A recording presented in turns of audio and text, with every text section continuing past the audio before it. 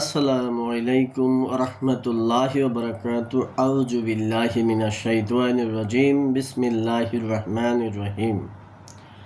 আজকে আমরা পবিত্র কোরআনের সূরা নিসার ৫৯ নম্বর আয়াতের তাফসীর আলোচনা করব, যেখানে আল্লাহ পাক রাব্বুল আলামিন ইসলামের জন্য যারা কাজ করে সেই ইসলামের অনুসারী দায়িত্বশীলদের আনুগত্য করার জন্য বলেছেন, আল্লাহর আনুগত্য করার জন্য বলেছেন এবং রাসূল সাল্লাল্লাহু আলাইহি সাল্লামের আনুগত্য করার জন্য বলেছেন। তো প্রথমে আমরা সূরা নিসার ৫৯ নম্বর আয়াতের যে অংশের মধ্যে এই আনুগত্যের কথা বলেছে তা আমরা একটু অধ্যয়ন করি। বিসমিল্লাহির রহমানির রহিম। ইয়া আইয়ুহাল্লাযীনা আমানু আতিউল্লাহা ওয়া আতিউর রাসূলা উলিল আমরি মিনকুম। যার অর্থ, হে ঈমানদারগণ, আনুগত্য করো আল্লাহর এবং আনুগত্য করো রসুলের আর সেই সব লোকের যারা তোমাদের মধ্যে দায়িত্ব ও ক্ষমতার অধিকারী। তাহলে কার কার আনুগত্য করতে বলছে আল্লাহ? আনুগত্য মানে তার কথা শুনতে হবে।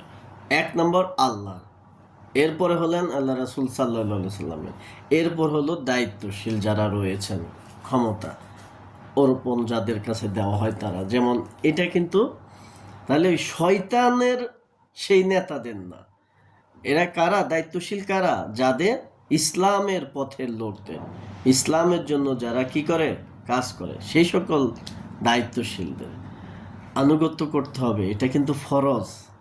এই যে বাংলাদেশি ইসলামিক যেই দল রয়েছে তাদের বিষয়ে দেখি টকশোতে এই যে তারা এই সে নানান বলে, তাদের মেইন বিষয় হলো তারা কোরআনটা অনুসরণ করে দায়িত্বশীলদের আনুগত্য করে থাকেন।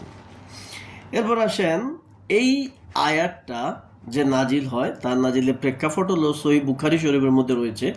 আব্দুল্লাহ ইবনে আব্বাস রাদিয়াল্লাহু হতে বর্ণিত আছে যে রাসূলুল্লাহ সাল্লাল্লাহু আলাইহি সাল্লাম একটি ছোট নৌবাহিনীতে হযরত আব্দুল্লাহ ইবনে হুযাইফা ইবনে কায়েস রাদিয়াল্লাহুকে প্রেরণ করেন। তার ব্যাপারেই এই আয়াতটি নাজিল হয়। তো এই আয়াতে ইরশাদ হচ্ছে, তোমরা আল্লাহ তাআলার আনুগত হও, অর্থাৎ তার কিতাবের অনুসারী হও। তার মানে আল্লাহর আনুগত্য করা মানে কি? আল্লাহর কিতাবে কোরআনের অনুসারী হওয়া, কোরআনের অনুসারী হওয়া। কোরআন যা বলছে হালাল তা হালাল, যা হারাম তা হারাম। যেটা হালাল সেটা মানবো, যেটা হারাম সেটা মানা যাবে না। এটাই হইল কি আল্লাহ। কোরআন মানা মানে তো আল্লাহকে মানা, আল্লাহর আনুগত্য হওয়া। আর আল্লাহ তাআলা রাসূলের অনুগত হও, অর্থাৎ তার সুন্নতের উপর আমল করো। তো রাসূল সাল্লাল্লাহু আলাইহি সাল্লামের সুন্নত, যা রাসূল সাল্লাল্লাহু আলাইহি সাল্লাম আমাদেরকে করতে বলেছেন তা করতে হবে, যা নিষেধ করেছেন তাও বর্জন করতে হবে। একবার নিজেকে প্রশ্ন করেন, আপনি কি আল্লাহর আনুগত্য করতেছেন, রাসূলের আনুগত্য করতেছেন? নিজেকে প্রশ্ন করেন। কোরআন পড়েন না, হাদিস পড়েন না, কোরআন মানেন না, হাদিস মানেন না, মরলে কি উপায় হবে একবার কি ভাবতেছেন? মুসলমান দাবি করেন। এই সমস্ত নষ্ট লোকগুলা মুসলমান দাবি করার কারণে পৃথিবীতে কি মুসলমানদের ব্যাপারে কাফেরদের ভুল ধারণা। মুসলমান দাবি করলে কোরআনের অনুসারী হইতে হবে, মুসলমান দাবি করলে রাসূল সাল্লাল্লাহু আলাইহি সাল্লামের সুন্নাহর অনুসারী হইতে হবে। আর তোমাদের আদেশদাতাদের আনুগত্য স্বীকার করো, অর্থাৎ তাদের ওই নির্দেশের প্রতি অনুগত হও যেখানে আল্লাহ তাআলার আনুগত্য রয়েছে। তারা যদি আল্লাহ তাআলার নির্দেশের বিপরীত কোনো আদেশ করে তবে তাদের সে আদেশ মান্য করা মোটেই উচিত নয়, কেননা এই সময়ে আলেম ও আমিরদের আদেশ মান্য করা হারাম। কথাটা কিন্তু ক্লিয়ার করে দেওয়া হচ্ছে। সেটা কি? যারা দায়িত্বশীল, যারা নেতা আপনার ওইখানে থাকবে, তারা যদি ইসলামের জন্য কোনো কথা বলে একদম মাথা পেতে নিতে হবে। ইসলামের কল্যাণের জন্য কোনো কাজ করতে বললে আনুগত্য করতেই হবে। আনুগত্য মানে কোনোভাবেই কি করা যাবে না, লঙ্ঘন করা যাবে না। কিন্তু ইসলামের বাইরের কিছু নিয়ে যদি তারা বলে সেটা শোনা যাবে না, সেটা শোনা যাবে না। যেমন এক সাহাবীকে আল্লাহ রাসূল সাল্লাল্লাহু আলাইহি সাল্লাম কিছু সংখ্যক সাহাবী দিয়া ওনাকে এক জায়গায় পাঠাইছিল একটা সফরে। তো উনি যাই হোক যে কোনো কারণে কেন জানি ওনার মেজাজ খুব রাগান্বিত হয়ে গেল।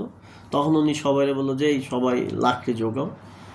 তো উনি নেতার যেটাকে বলে অ্যাডম, উনিও ওনারে ওই খুব পাওয়ার দেখাইলো। উনি বললো যে তোমরা সবাই আগুনের মধ্যে ঝাঁপ দাও।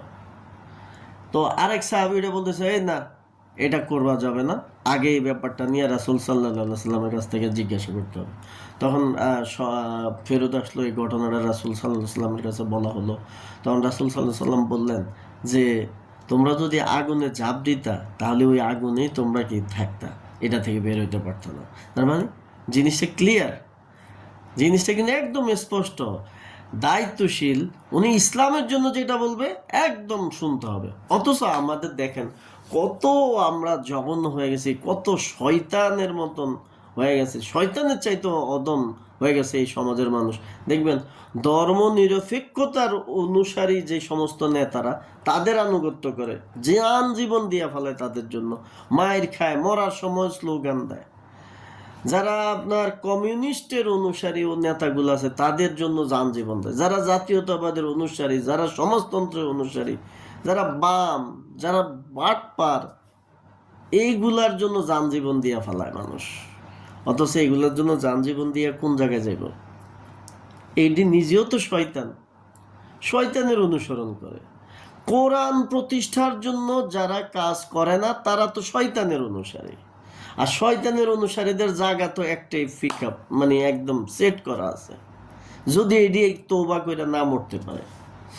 তারপরে আসেন সহিহ বুখারী শরীফের মধ্যে হযরত আনাস রাদিয়াল্লাহু হতে বর্ণিত আছে যে রাসূলুল্লাহ সাল্লাল্লাহু আলাইহি সাল্লাম বলেছেন, তোমরা শ্রবণ করো ও মান্য করো, যদিও তোমাদের উপর একজন ক্ষুদ্র মস্তক বিশিষ্ট হাবশী কৃতদাসকে আমির বানিয়ে দেওয়া হয়। তাহলে দেখছেন তো, আমির যিনি ইসলাম প্রতিষ্ঠার জন্য কাজ করেন, সেই একজন আমিরের আনুগত্য করা কত গুরুত্বপূর্ণ। একদম কুৎসিত আর কি, মাথা ছোট্ট এরকম না একটা ব্যক্তিরও যদি আমির বানায় দেওয়া হয় আপনার, এবং সে যদি ইসলামের জন্য বলে, আপনাকে কি করতে হবে? আনুগত্য করতেই হবে। তাফসির ইবনে জারিরে হযরত আবু হুরায়রা রাদিয়াল্লাহু তে বর্ণিত আছে যে নবী সাল্লাল্লাহু আলাইহি সাল্লাম বলেছেন, আমার পরে 70ই তোমাদের উপর ভালো আমির ভালো হুকুম চালাবে এবং মন্দ আমির মন্দ হুকুম চালাবে। অনুরূপ কার্যে তোমরা প্রত্যেকেরই আদেশ শুনবে ও মানবে এবং তাদের পিছনে নামাজ পড়তে থাকবে। যদি তারা ভালো কাজ করে তবে তাদের জন্য মঙ্গল এবং তোমাদের জন্য মঙ্গল, আর যদি তারা মন্দ কাজ করে তবে তোমাদের জন্য মঙ্গল বটে, কিন্তু তাদের মন্দ কর্মের প্রতিফল তাদেরকে ভোগ করতে হবে। তারপর আসেন সহিহ হাদিসে হযরত আবু হুরায়রা রাদিয়াল্লাহু তাআলা বর্ণিত আছে যে রাসূলুল্লাহ সাল্লাল্লাহু আলাইহি সাল্লাম বলেছেন, আমার আনুগত্য স্বীকারকারী হচ্ছে আল্লাহর আনুগত্য স্বীকারকারী, এবং যে আমার অবাধ্য হয়েছে সে আল্লাহ তাআলার অবাধ্য হয়েছে। যে ব্যক্তি আমার নির্বাচিত আমিরের অবাধ্য হয়েছে সে আমারই অবাধ্য হয়েছে। সুতরাং এ হলো আলেম ও আমিরগণের আনুগত্য স্বীকারের নির্দেশ। তাহলে ভাই কথা এখান থেকে কিন্তু স্পষ্ট। আপনি যদি মুসলমান দাবি করেন আল্লাহর আনুগত্য করতে হবে, আপনি যদি মুসলমান দাবি করেন রাসূল সাল্লাল্লাহু আলাইহি সাল্লামের আনুগত্য করতে হবে, আপনি যদি মুসলমান দাবি করেন আপনাকে ইসলামের জন্য যেই কাজ করে যেই দায়িত্বশীলরা তাদের আনুগত্য করতে হবে।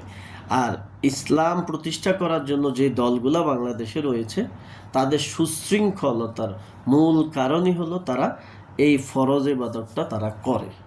তাই সবাই অবশ্যই লক্ষ্য রাখবেন, কোরআন হাদিস মেনে চলবেন। আসসালামু আলাইকুম রহমতুল্লাহ।